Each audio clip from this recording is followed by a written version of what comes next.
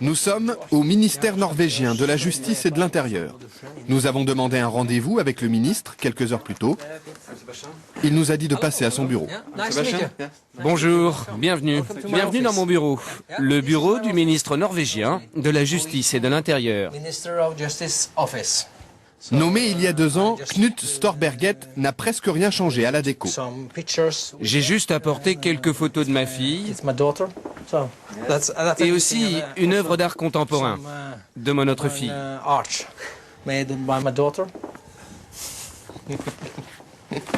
Et le reste du bureau est très simple. Vous trouvez? Oh, moi je trouve ça parfait. Ça vous suffit? Absolument. Je suis très fier de mon bureau. Parfois, le ministre finit sa journée un peu plus tôt que d'habitude. Et vous avez fini votre travail? Oui, j'arrête là. Et quelle heure est-il? Ne le dites pas au Premier ministre, mais il est 15h15. Il est temps d'aller chercher mes enfants à l'école et à la crèche. À 42 ans, Knut est l'un des ministres les plus importants du gouvernement. 20 000 fonctionnaires sous sa responsabilité. Allons-y. Pourtant, il s'en va seul, sans garde du corps. Un petit salut à la gardienne en attendant sa voiture, ou plutôt l'une des voitures du gouvernement, car le ministre n'a pas de chauffeur attitré. Il partage les véhicules de fonction avec ses 19 collègues des autres ministères. Partir de bonne heure pour chercher ses enfants ne dérange personne en Norvège. Hei, Marit! Du, hei! De kloppen. Skal du være med hjem? Ja, ha det.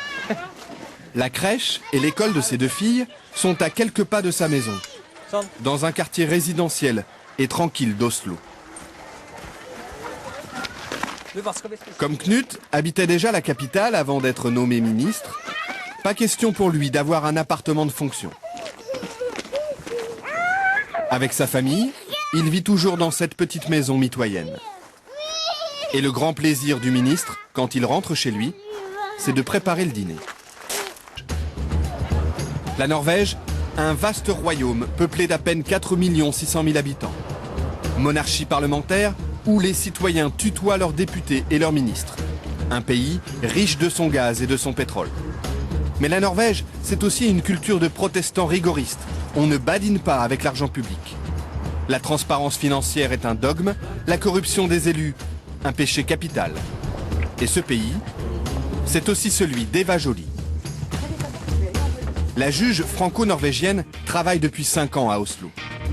En France, elle a instruit l'affaire Elf et obtenu la condamnation de la plupart de ses dirigeants.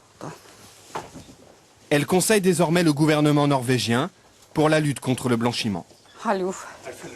Ici, Eva Joly est une célébrité. Pour autant, pas question de mener grand train.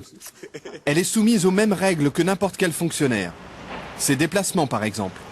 Aujourd'hui, elle se rend en province à une conférence. Les règles disent qu'on doit faire les transports par les moyens les moins chers et les plus rapides, compatibles avec la mission. Donc, nous sommes censés marcher à pied ou... Marcher, même si la gare se trouve à 10 bonnes minutes de son bureau.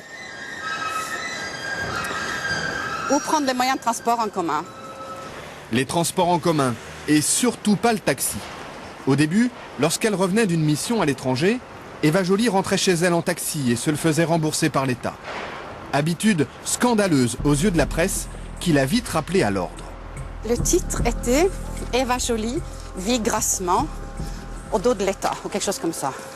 Donc, et j'ai compris, de façon assez innocente, je peux dire, que j'avais franchi un tabou et que si je voulais prendre un taxi, je me le payais.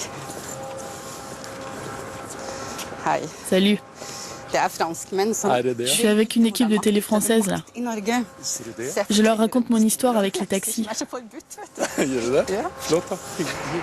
Depuis, Eva Joly dit avoir compris la mentalité de ses compatriotes. Cette intransigeance, lui apparaît comme une vertu démocratique. C'est un garde-fou très efficace et qui évite tout dérapage. Je pense qu'en France, on a vraiment vu ce que ça donne quand il n'y a pas de contrôle. Et aujourd'hui, on trouve un état je pense, de mépris du politique qui est beaucoup dû à tous les excès non réprimés, non constatés même. En France. En France. En France, élus et ministres disposent d'une enveloppe pour leurs frais quotidiens, sans justificatif. En Norvège, c'est l'inverse. Ils doivent tout avancer et ne sont remboursés que sur facture. La preuve, avec le ministre des Affaires étrangères en déplacement officiel dans le nord du pays. Là aussi, sans garde du corps. Ce jour-là, il inaugure une école de commerce, visite une base militaire, rencontre les élus locaux. Et il déjeune comme tout le monde sur le pouce.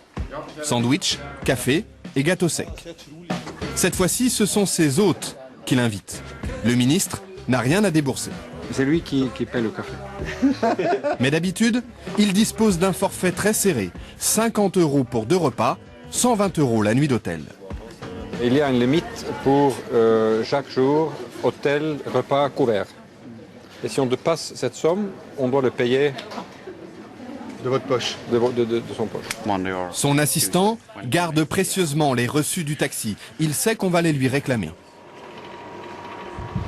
Pour l'embarquement du vol retour, le ministre fait la queue. Tout traitement de faveur serait mal vu. Mais il ne faut pas croire que parce qu'on est ministre, on est différent. Ça, c'est très dangereux. Hein. C'est faux et c'est dangereux. Au contraire, il faut montrer, à mon avis, qu'on peut vivre la vie de tout le monde, faire l'expérience de tout le monde, être proche de cette vie que tout le monde vit. Parce que ça donne à la fin une crédibilité à la politique qu'on essaie de mener.